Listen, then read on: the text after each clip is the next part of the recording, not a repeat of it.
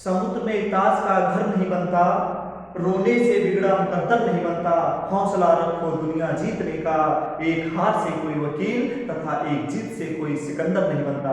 प्यारे प्यारे बच्चों, मैं नमन गोस्वामी और आप उज्जवल क्लासेस देख रहे हैं। आज हम क्लास 10 का बहुत ही इंपॉर्टेंट चैप्टर डिस्कस करेंगे, heredity and evolution.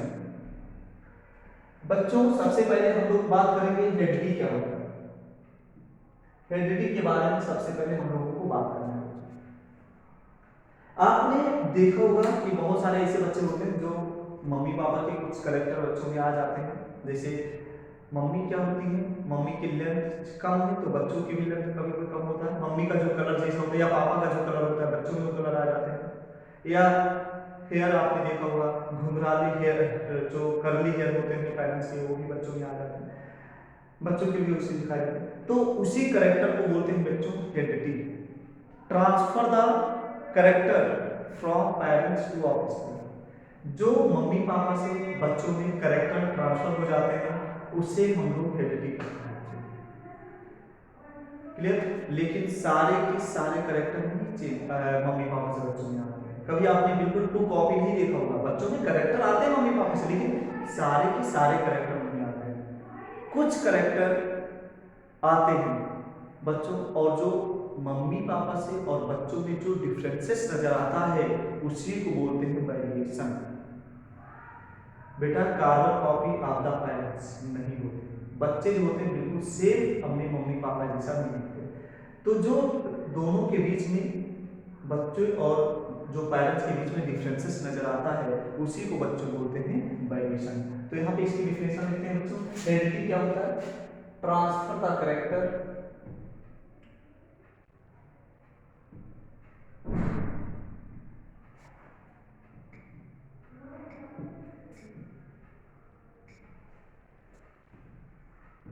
from parents to offspring।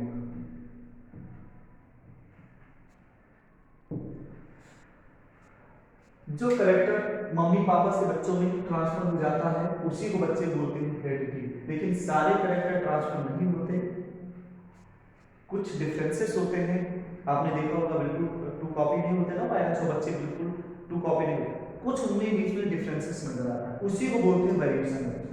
तो याद रखिएगा, वेरिएशन किसे कहते हैं?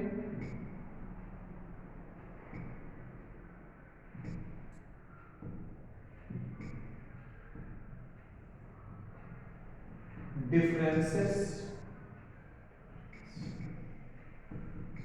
बिटवीन प्रोजनी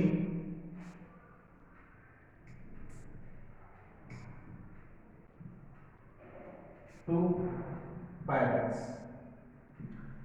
जो पेरेंट्स और बच्चों में डिफरेंसेस नजर आता है उसे बच्चों बोलते हैं वेरिएशन। आई होप आपके समझ में आया होगा कि हेरिडिटी क्या होती है और वेरिएशन क्या होता है। क्लियर? अब इन्हीं हेरिडिटी और वेरिएशन को, study of heredity and variation is called genetics.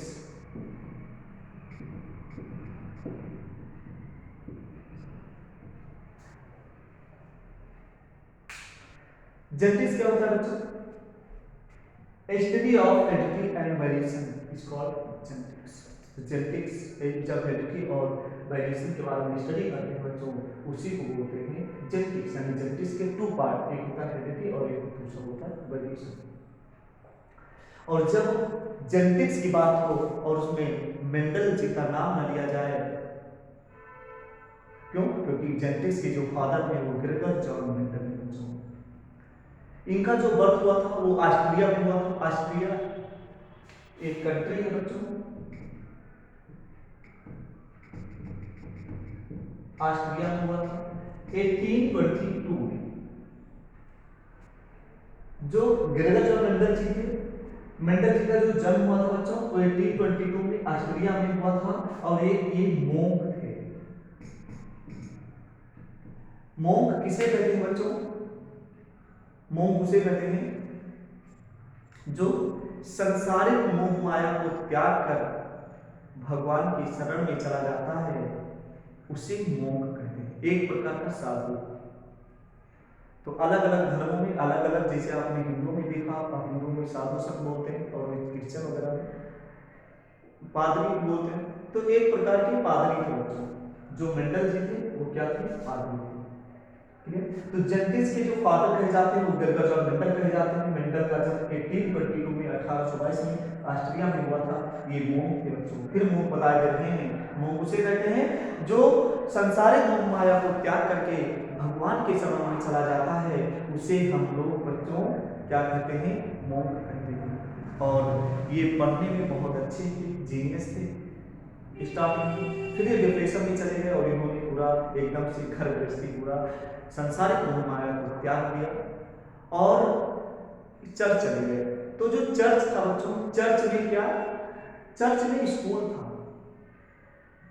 Church में स्कूल था, उसी में बच्चों को पढ़ाते थे और सामने गार्डन था, उसी में सब्जियां उगाते थे। और जो सब्जियां उगाते थे वो बगीचा था, वो गार्डन, वो मटर का बगीचा था, गार्डन भी था, वो मटर का बगीचा था, जिसे हम लोग, इसका जो शॉर्ट नेम होता है पाइसम सटैक,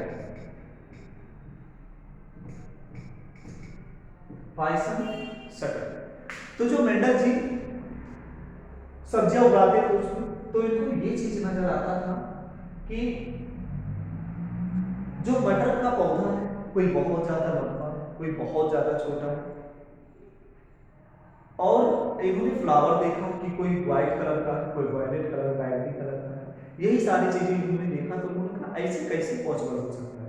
मटर के दाने तो बिल्कुल एकदम लगभग एक ही साइज के होते हैं, एक ही साइज के मटर से इतनी वैरायटी वाले प्लांट डेवलप हो रहे हैं, उनके फ्लावर की अलग अलग वैरायटी है।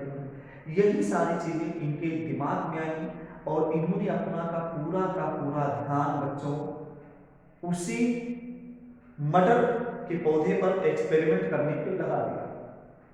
और जब मेंडल जी ने पूरा का पूरा ध्यान उसी मटर के पौधे पर लगा दिया, तो बच्चों इन्होंने 1856 से लेकर के 1863 इन्होंने बच्चों एक्सपेरिमेंट 7 इयर्स तक की, 7 सालों तक मेंडल जी ने ड्यूरेशन 1856 से लेकर के 1863 तक लगभग 7 साल इन्होंने मटर के पौधे पर इन्होंने एक्सपेरिमेंट किया। और इन्होंने इनहेरिटेंस के 3 बहुत ज्यादा इंपॉर्टेंट लॉज दिए। अभी बच्चों को बताते हैं इनहेरिटेंस क्या होता है। इनहेरिटेंस के 3 बहुत ज्यादा इंपॉर्टेंट लॉज दिए बच्चों, उसको हम बहुत डिटेल से आगे हम पढ़ेंगे। और इन्होंने इन 3 लॉज को जो इन्होंने मेंडल जी ने दिए, और जिन्होंने इन्होंने मेंडल जी ने जेनेटिक्स की जो खोज की, उन्होंने 1865 में ऑस्ट्रिया में एक ब्रन नामक सिटी है,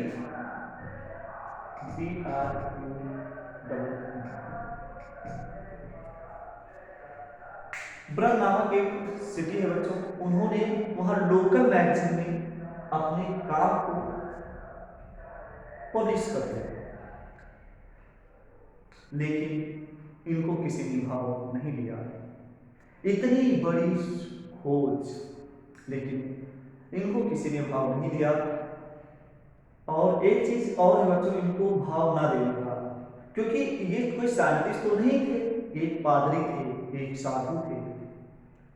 और उस समय एवोल्यूशन की भी खोज चल रही थी, और उस समय एवोल्यूशन की खोज कर रहे थे चार्ल्स डार्विन। और जो चार्ल्स डार्विन सर थे वो बहुत बड़े साइंटिस्ट थे उस समय के, तो पूरी की पूरी दुनिया उन्हें देख रही थी। तो इसीलिए इनका काम जो वो क्या हो गया बच्चों, दब गया। आया अब आपके समझ में आया होगा कि मेंडल जी, यानी मेंडल जी 1822 में इनका बर्थ हुआ और 1884 में इनकी डेथ हो गई। 1822 में बर्थ हुआ, 1888 में इनकी डेथ हो गई। लेकिन अभी तक किसी को ये नहीं पता कि जेनेटिक्स की खोज हुई है कि नहीं हुई थी। यानी ग्रेगर जॉन जो मेंडल जी थे, अपने जीते जी इनका नाम नहीं रोशन हुआ। ये बैड लकी, अब बोल सकते हैं कि बैड लक इंसान थे। ना। उसका सबसे बड़ा रीजन यही था कि उस समय चार्ल्स डार्विन जी रिवोल्यूशन की खोज कर रहे थे, पूरी दुनिया उन पे नजर रखी हुई थी।